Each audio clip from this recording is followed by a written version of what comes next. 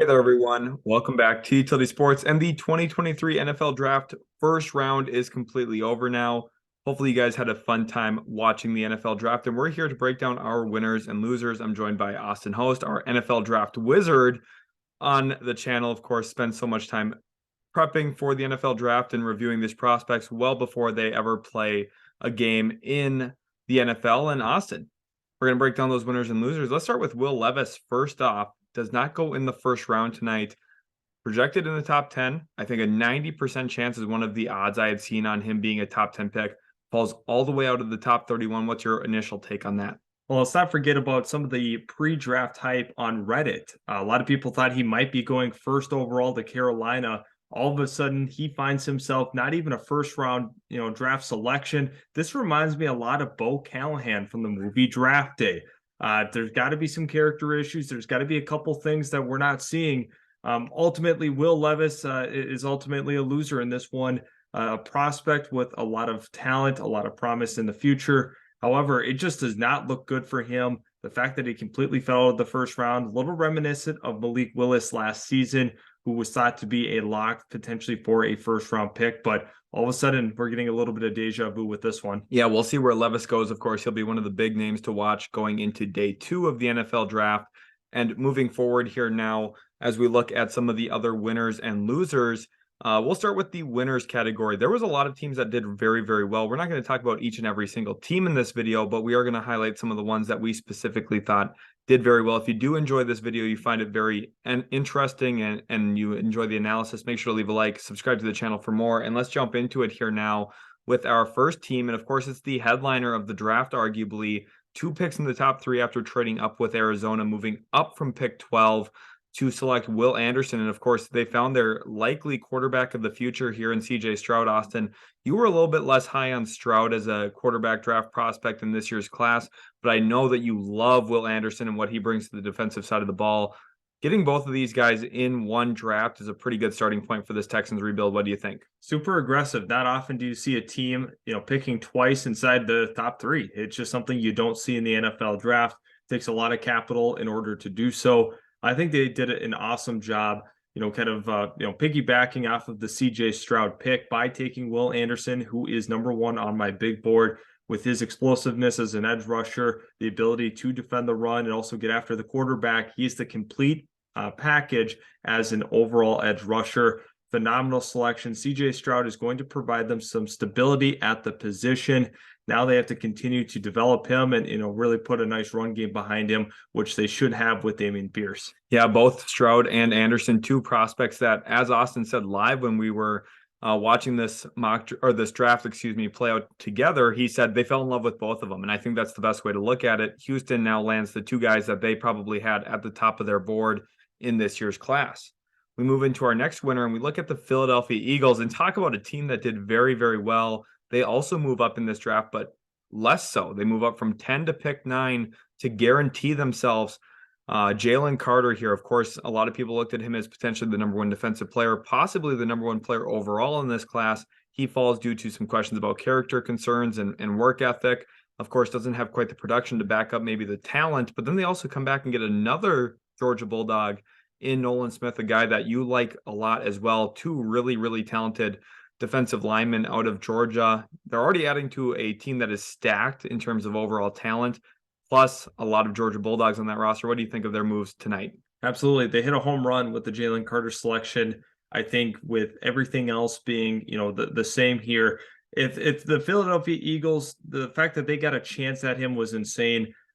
With the off the field stuff, that's really the reason they were able to select him there. But to come around at the very end of the first round and select Nolan Smith, who's regarded potentially as a top 15 guy with his athleticism and his raw, pass rushing ability, I think this is super scary. Philadelphia does what they always do, and they draft defensive linemen very well. Watch out to the league because these 2 guys are going to be studs for the Eagles for many years to come. Howie Roseman continuing his case to be one of the best GMs in the NFL. We look now at a team in Arizona who they drafted Paris Johnson 6th overall after trading back up.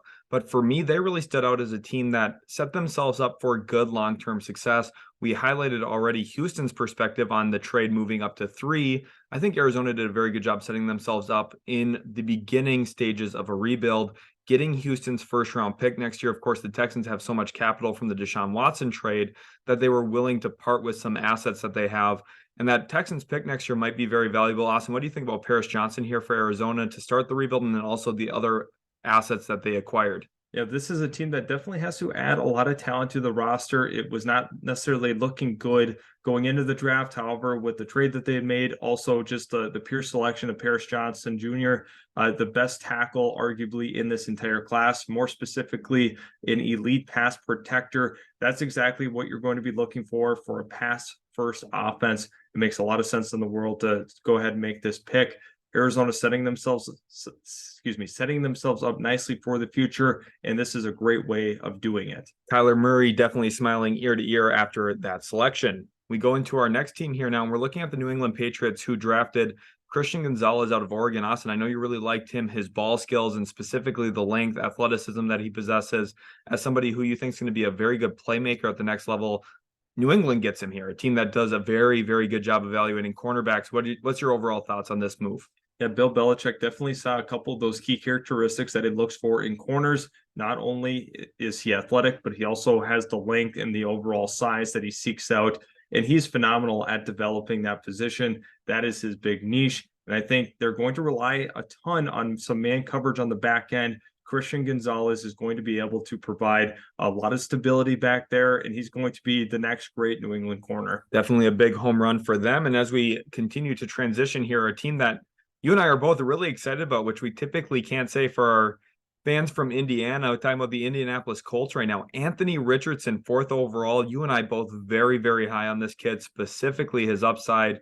Obviously on the broadcast, you heard that he compares himself to a combination of Cam Newton and Lamar Jackson. Austin, do you think he's going to live up to that kind of hype? Yeah, I think he's setting himself up for a very, very big expectation, going into the league.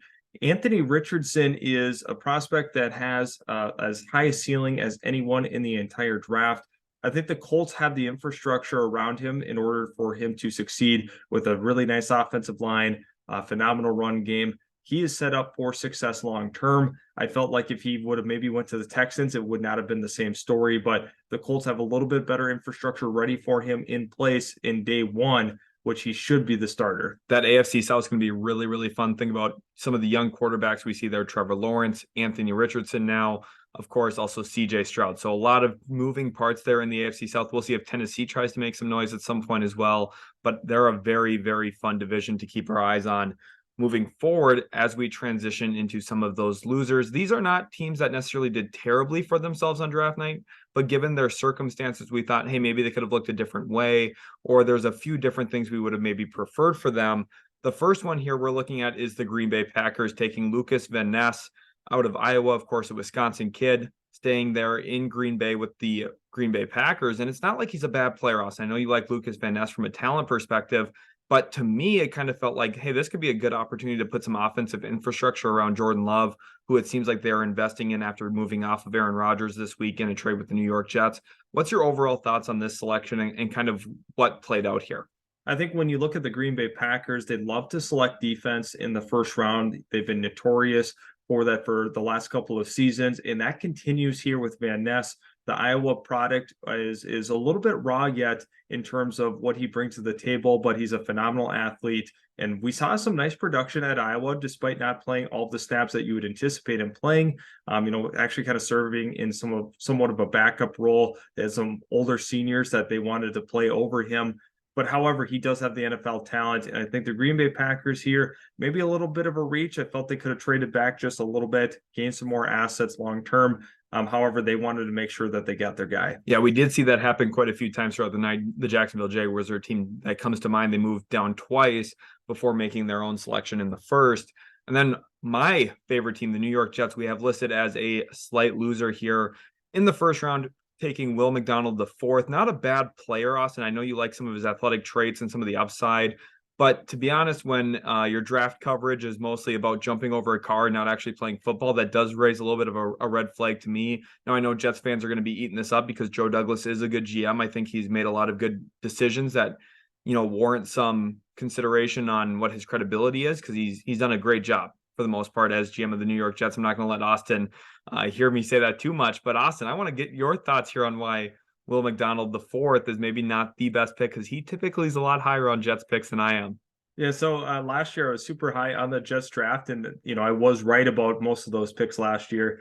This year I'm not as excited about Will McDonald. I think he's going to be a somewhat productive player for the Jets, but in terms of value, once again, I felt that they could have got him potentially in the early 20s, even mid 20s as well. I felt that was, his range was probably anywhere from 25 to 31. I thought that's kind of the, where he was looking to go.